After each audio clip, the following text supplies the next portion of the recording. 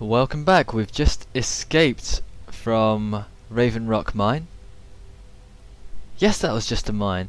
Now we're just going to make our way out to Bloodskal barrow. We've got the Bloodskal blade, and we're just going to come out this secret entrance. Obviously this is the only way you can get out. This nice back door over here. These are always back doors. And I can hear someone grumbling away in the background. And they are never good people. They're always evil people.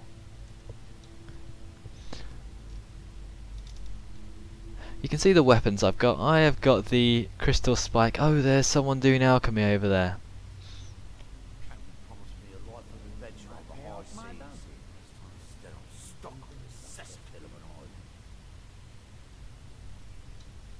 Right, so let's go and take this guy out. Shh. Of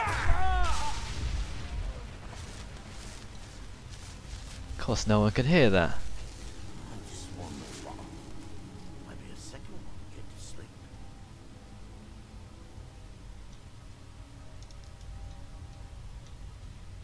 And this guy's sitting down right here.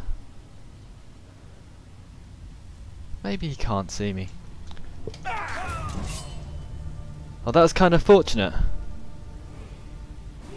That was a Reaver Lord. But he just got up. He got out of his seat just as I was going to sneak up on him. But he didn't see me turning around. Now what has he got? He's got himself an elven dagger. And look at this Nordic carved armor, carved boots. This is all heavy armor. This is all really good stuff that I want to carry. Because I haven't seen all this stuff before. I definitely want to get hold of this. Of course it's far too heavy. Steel mace of torpor I don't really want. Let's see if I can just take all that. There's an ash yam that he was eating. I guess what I should do, I should dump my ebony weapons, because I've already got plenty of those.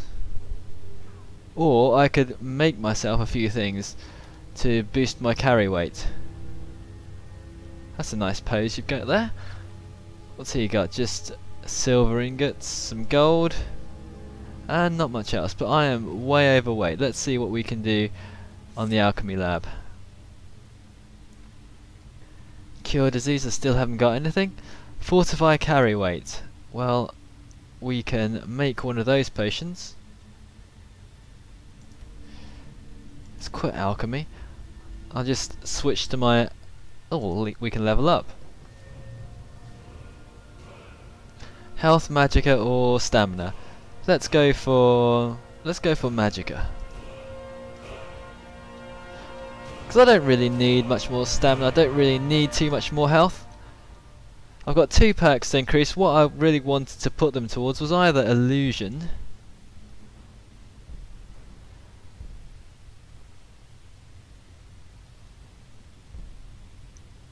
Let's go for illusion, because I can cast adept illusion spells, and now expert for half magicka.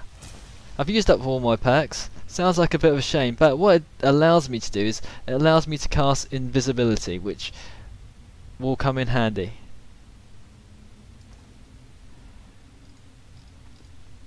I've got Croesus on, and I'll also put on my leather braces of alchemy, and I look a bit different. That's not all though. Now we can make one of these potions.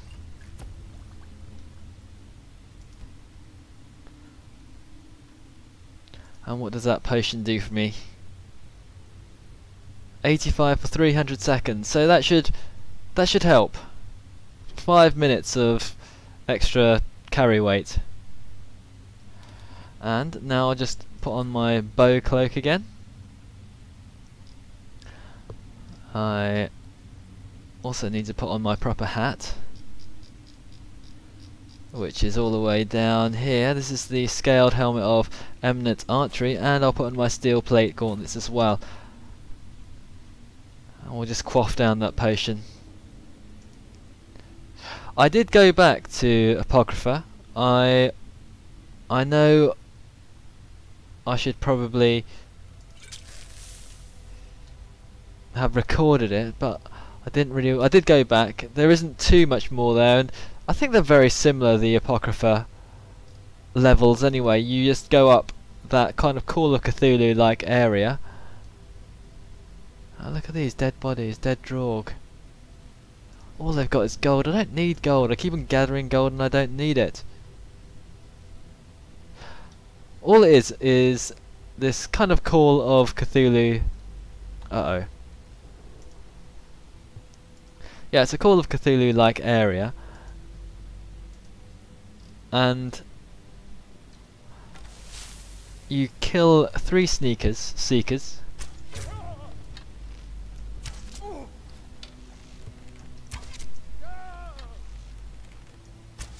Yeah, these guys are tough. And then you kill 1 lurker. And after you kill them all, you get a special talent, and that special talent I chose was to do 10% extra damage and get 10% better prices with the opposite sex. Now what's going on here? It looks like they're murdering people. Has he got anything on him? Nope. Imperials are poor, High Elves are rich. Okay, let's go out here. You did have some other options. The other options are to... well, now I'll try to remember. There's 2 other options that you can take. One of them allows you to learn double the amount of skill points when you read a book, and that's a scholar's insight, and the other one's the companion insight, which allows you to do no damage, no friendly fire damage to your fellows, which isn't bad. They're not bad, but I don't have any companions right now. I'm a bit of a lonely, friendless guy. Okay, I've escaped Bloodskal Barrow. I can now return to Crucius Carolus with the knowledge about his book. Now this is a neat little place. I can hear people talking. Talking to themselves always means they're evil. Oh, do you hear that music? That is classic music, and those waves as well. They don't look quite realistic, but still, they look more like goo. I do like the music though. It so reminds me of, well, it is Morrowind music, and it perfectly suits.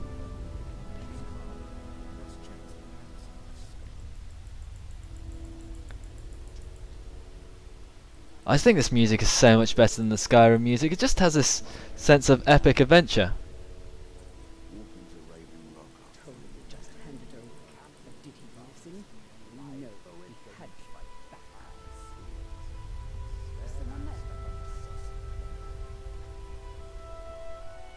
Okay, let's do some more backstabbing.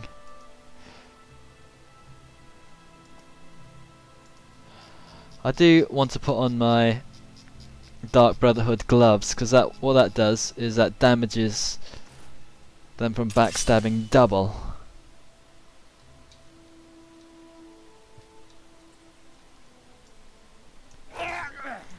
Oh, come off it.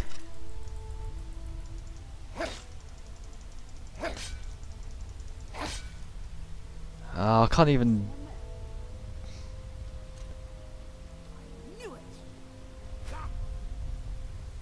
can't even damage them. Luckily my ice spike, my crystal spike, has some potential for paralysing them. Otherwise I would be in trouble. If I can hide down here until they don't notice me. That's kind of unrealistic, because I did try and sneak up on that woman, except that chair protected her. I guess these guys are still looking for me, that's why that thing is flashing up. So we're hidden now though. Doesn't look like they're going to come for us.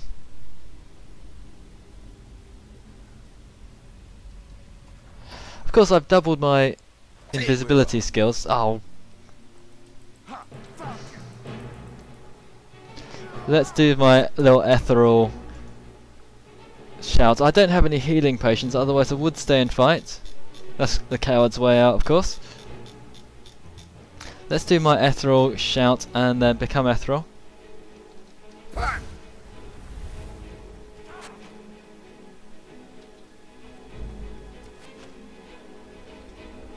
And skedaddle out of here.